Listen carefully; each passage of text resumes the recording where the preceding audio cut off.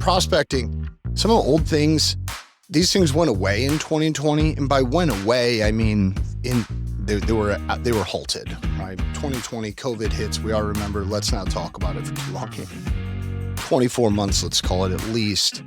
In most states around the country, these prospecting methods died. Well, then what happened is I think most financial advisors started sleeping on these methods because the old advisors say, well, I've got a big enough book. I can work just merely by meeting my clients, getting referrals, and keeping it going. Well, we all know that works, but that is not growth. Hey, welcome to the Advisors Collective, episode 11. I'm Joshua Mock, your host. I'm excited to be doing this show. I got to tell you, I've been reflecting a bit recently on just this podcast, how it's going, how it feels, and just excited. I'm just excited about the opportunity to speak to other advisors, pour into people's lives. I've been receiving so much feedback from people, which has been really, really cool. So I just appreciate everybody. And I just realized today, it's January 13th when I'm recording this. It's dropping about a week. And realized just yesterday, Jan 12, 19 years ago, I passed my state life insurance license with the state of Indiana and started on the risk management side of the industry. It's crazy. 19 years ago, time flies, and it's just fun. It's a fun industry. It's a hard industry, though. And that's what I want to talk about today is it's changed a lot. So I want to talk about old school versus new school, right? What kind of prospecting should you be doing? And I think that matters a lot about your age, your demographic, your niche. So let's pay attention. Let's figure out what's right for you, your business, and your personality type, and what's probably going to be best overall for the best and most results. So I want to talk old school, though. We've talked a lot about new school. We've talked a lot about using CRMs, digital marketing, social media. We've talked about Google My Biz and all that kind of stuff. And I think all those things are great. But also one of the things that people are sleeping on old school prospecting methods. Everybody threw them out with the baby with the bathwater as it relates to the things that we know, do, and if you've been in the business a long time, we're doing probably for a really long time. So today I'm going to go through 6 old school prospecting methods. I'm also going to go through 6, though, like giving referrals, essentially how that works for you in your favor in reverse. So we're going to go to that as well. I'm going to do my best to continue to make this show more and more authentic. It's really complicated. It's wild. There's a reason most people don't do video because once you get in front of the camera, you tend to turn on this persona, and it's really easy to cease being essentially who you are.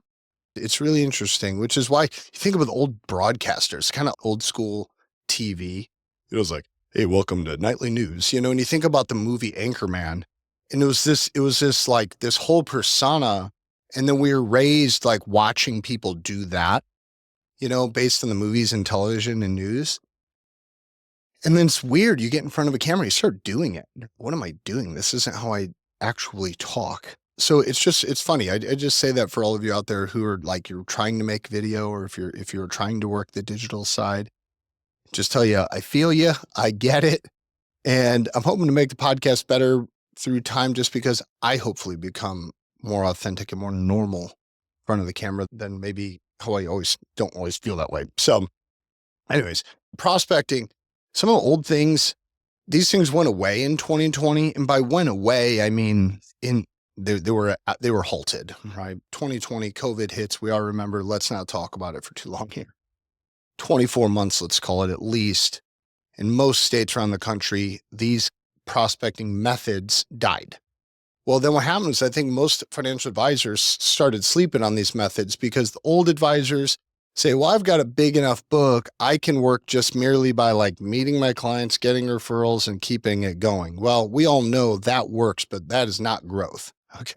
If you grow your AUM because your clients' assets are growing, that's not growth. That's just the market growing you, right? And then if you're just working by referral, that's growth, but it's kind of anemic, right? That's accelerated growth. That's not going to build anything that anybody wants to buy from you. And that may or may not be, of course, your end game and what you're looking for. So these 6 things, so let's talk about it. Number 1 is networking events. Networking events were brilliant. I had friends who were in BNI. I think it's Business Networking International. I was in one of those for a short period of time. But you're talking about all the local stuff, right? Your Chamber of Commerce in your city, your Chamber of Commerce, that's a lot of times there's a regional based one. You might have your 4 or 5 corresponding suburb towns have this chamber, right? And then each of those towns have their own town or city chamber.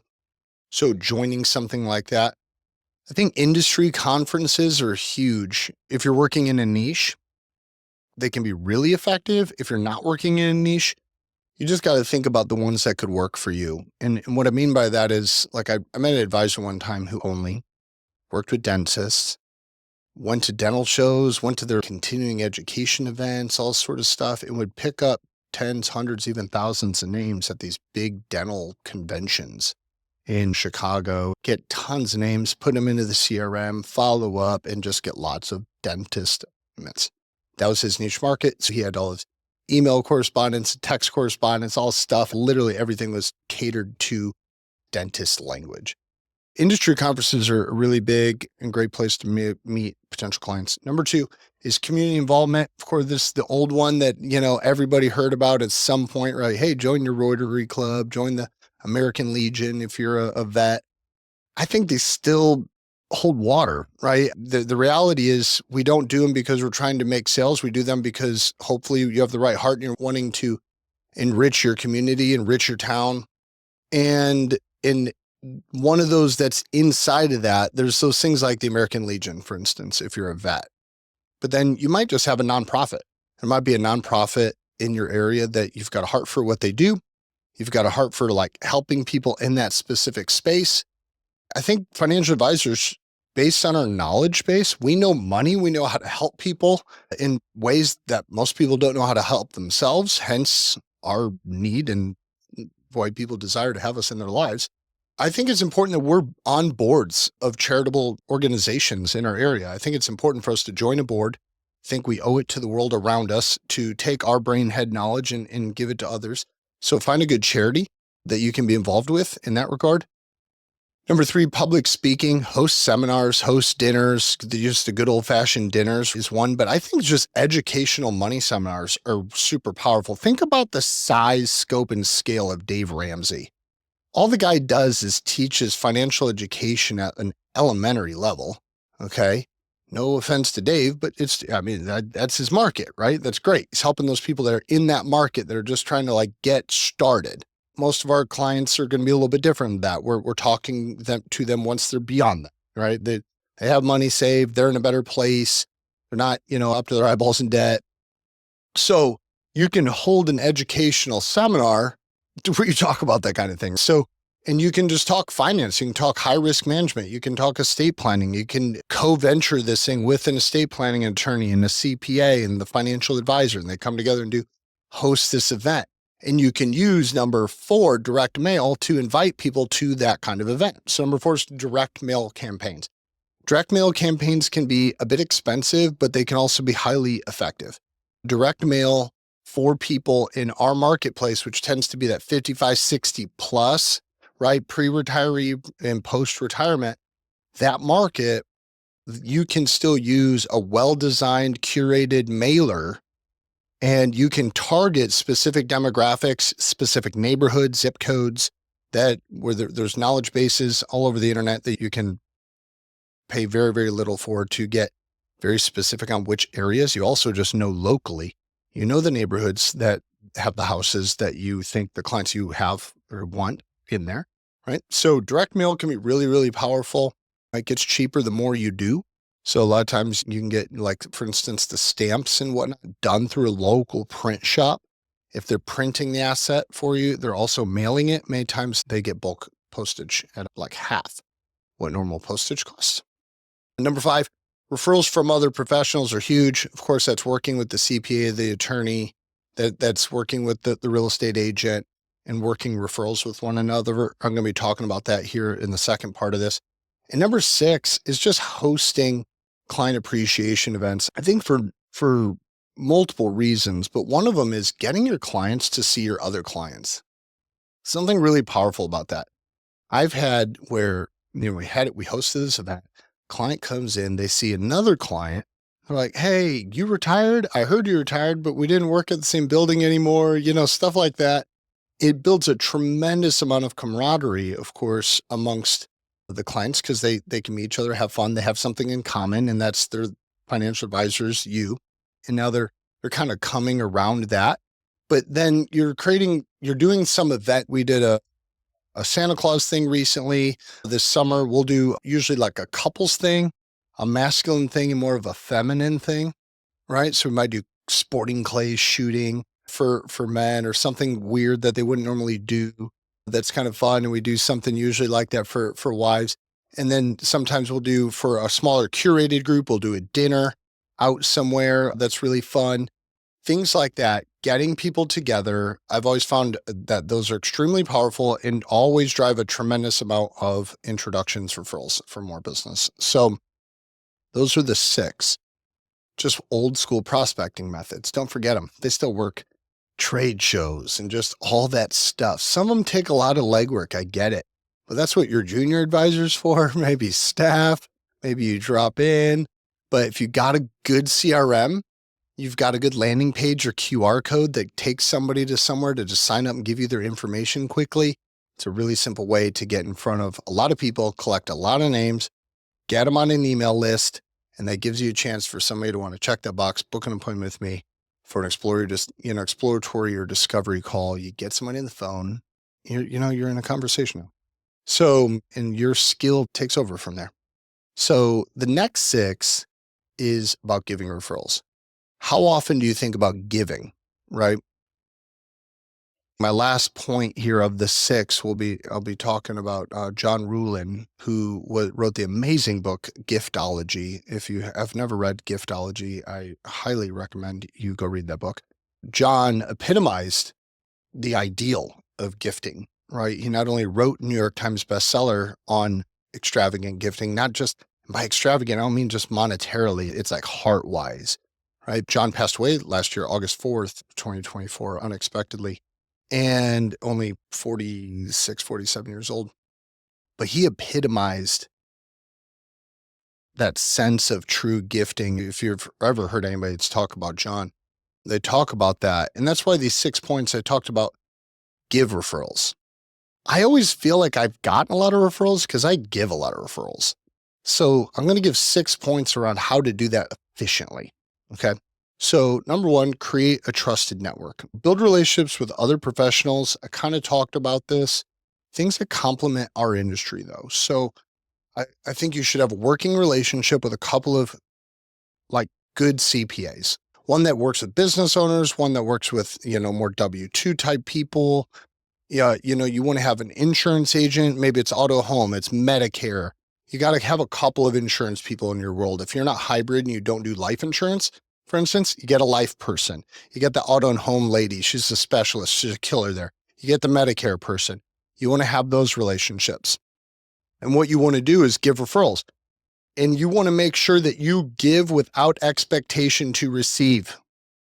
When you start to give referrals without expecting anything in return, you get something in return.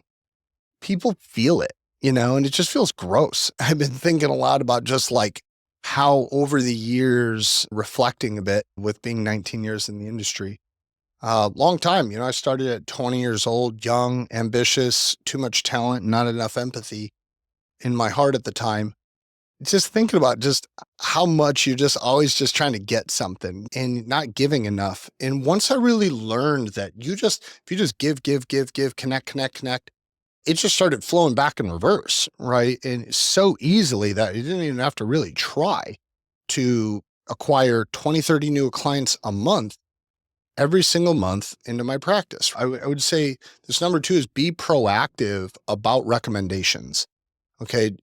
When you're talking to anybody, I've got a great story. I had this pastor who he married my wife and I, old friend. I haven't seen him in years, but he runs an awesome church in downtown Chicago called City Church. His name's Kent Muncie. And I haven't seen him in years, but he just came to mind literally as I'm talking about this. He was just one of the best proactive, like connectors. I'll call him a connector. Malcolm Gladwell, and I think it's Tipping Point or Outliers, talks about connectors. And I think it's Outliers. And how connectors are amazing. That kind of person, he was just like that. You'd be talking about something and he's like, man, Josh, you know who you need to talk to? You need to meet with John. John's into this, that, and the other. And man, you guys would really link up. And every single time I was with that guy, he was trying to connect me to somebody else. People who get connected are also connectors, right? It's like you give before you get, right? So I just think identify not only clients, but just people in your life who you can refer business to other professionals for anything. I mean, carpet cleaning, but you know, somebody that's in the window business and you know, you hear somebody talking about their windows. I got a window guy. You know, it's like be the connector. It's hard to quantify and put your finger on. It's kind of like social media. I always like to think of it like you crack 3 or 4 eggs in a bowl. You see that little chip of egg. You're trying to put your finger on it because you want to get that shell out of there. But something about egg whites, right? When you try to push down, the little chip always moves, right? You can't quite get your finger on it. It takes a lot of work to pin that sucker down. That's very similar to return on investment of giving. You just don't know. It's like, when is it going to come around? I don't know. Not worried about it. If I just give, it ultimately will come back, right? And just having trust in God, the universe, whatever you believe in, that's how it works, right? And so, and if you don't think that, I implore you to do it because you will find that it is true. I would say number 3, share success stories. I think success stories are massive. Public acknowledgement of others and their success and things they're doing well in front of like circles, right? So if you're at dinner, 4 or 5 people, sharing the success story of somebody is really powerful, right? And that's a way to give, right? Like I love to celebrate my friends with the other friends, right? So if I know that my friend Tiffany just passed some exam or just graduated college or her daughter just graduated college, I'm around friends. I want to make sure that she feels praised for that act, for that thing that she just got done. And you just bring that up. Be like, hey, guys, I know she's really humble, but I just want to talk about how our good friend just passed her paramedics exam, you know, and it's like, you know, give her a hand. It's like everybody just like, people want to be complimented. We want to be complimented. We want people to feel like people care about us and think about us. And everybody else wants it too. It's just amazing how we know we want something, but we don't give it. Right. And that's why we don't get it. Right. It's that, I feel like I'm whipping a dead horse on this, but man, some of these old school methods, golly, these things just take you to the moon in productivity. And more importantly, it just enriches your damn heart. You feel good, like helping people in this way and talking this way. So number 4, I would say collaborate on client cases. So this goes back to those partners, the CPAs and stuff, collaborate, like get together, right? Like really work on that situation. Like, how do we make this situation better for this customer? Let's do a meeting. Let's talk about the tax strategy. Let's talk about whatever it might be. And that is really going to foster a lot of trust. It's really going to, because it's collaborative in nature. And most people just don't collaborate on things. Most people don't think team, they think I, right? And if a client knows that you think team, if you say, hey, I want to talk to your CPA, I want to talk to your attorney, I want to get with them, I want to build a plan to make sure that you are 100% on track to win. If they don't want to meet, it tells the client that you're a team player that their CPA is not. Who's going to go first? Who's going to get fired first? The person that's deemed to be selfish and it's me, or the person's like, hey, I'm willing to collaborate. I want to do what's best for you. People see that stuff. What I found is usually the CPAs, they love it. They're like, man, nobody's advisor actually comes and meets with me. You're like, okay, cool. Let's proactively talk about what I can do to reduce the taxes that they're paying.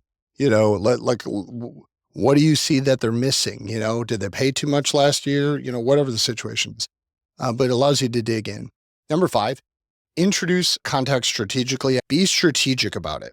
So like, facilitate that in-person introduction, that warm email, that warm text message, that coffee, that breakfast, that like make it happen. It's one thing to like pull up a text message and be like, hey, here's the text. in three-way. That's the lowest level. The email, the text, that's the lowest level of an introduction. But if I did the email, the text, and I said, hey, John, I really want you to meet Rebecca. Rebecca is awesome. She's the best real estate agent I know in the area. I would really want to facilitate, though, us to just have a quick cup of coffee so I could introduce the two of you. Rebecca, what is the best day for you?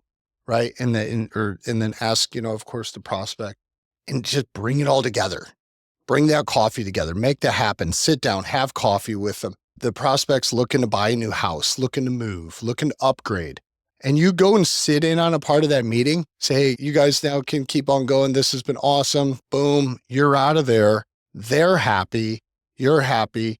I promise this facilitates referrals like you can't believe from the kind of people that you want. But people reciprocate in the way, like we receive. If you give somebody a cheap gift, they give you a cheap gift. When they see that you poured out your heart to do something really great for them, they want to do the exact same thing. So then they think about their friend who's got some money and they want to introduce you. They don't just give you the phone number. They're like, hey, let's facilitate a coffee. They're going to make it happen in the way that you did for them. And the last thing here is number 6 is master thoughtful giving, gift giving. Okay. Master thoughtful gift giving. This is what John Ruhlin talks about in giftology.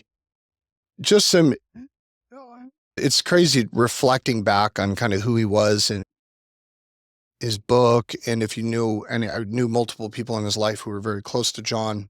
And I think one of the things that he did best was he'd really look into your life, really think about you, got to know you, but in getting to know you could think about what you were really into. Right? So if you were super into a certain thing, that would, something he could give to. So it reminds me of a story from Gary Vaynerchuk, a YouTube influencer. He's been running the game for a long time. And Gary Vee was telling a story about early on in his company, Wine Library, before really he got known for his media. He wasn't running a media company. He was running his wine company through online sales. And so he said, I was doing that. And he said, I wanted to run an experiment on extravagant gift giving to see what the hell it would do. He said, so we got this guy who was always posting on his LinkedIn.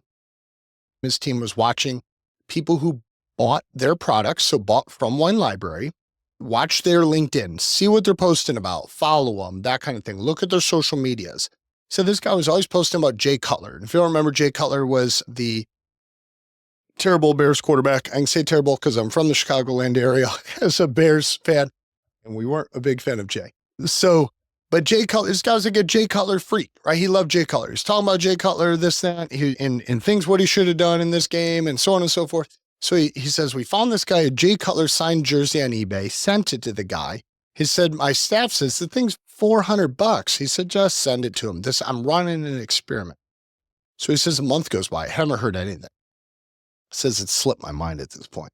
He goes, I'm thinking, what a jerk. I give this guy something like this, something that extravagant. Said the guy had never bought anything more than like a cheap $12 bottles of wine on their website. No extravagant purchase. They gave it to a guy who they were able to find on social media who was really into something. And he gave him something that he thought would really touch the guy. The guy was a purchaser of like $12 Malbec. Okay. A month goes by.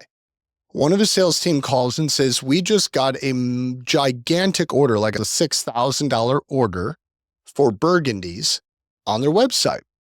And he's like, okay. They're like, yeah. And it came with a letter.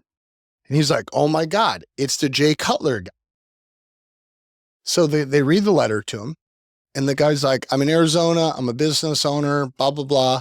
I'm a wine freak, a wine collector, so on and so forth, got a business, successful person, so on and so forth. Bought the $6,000 in wine.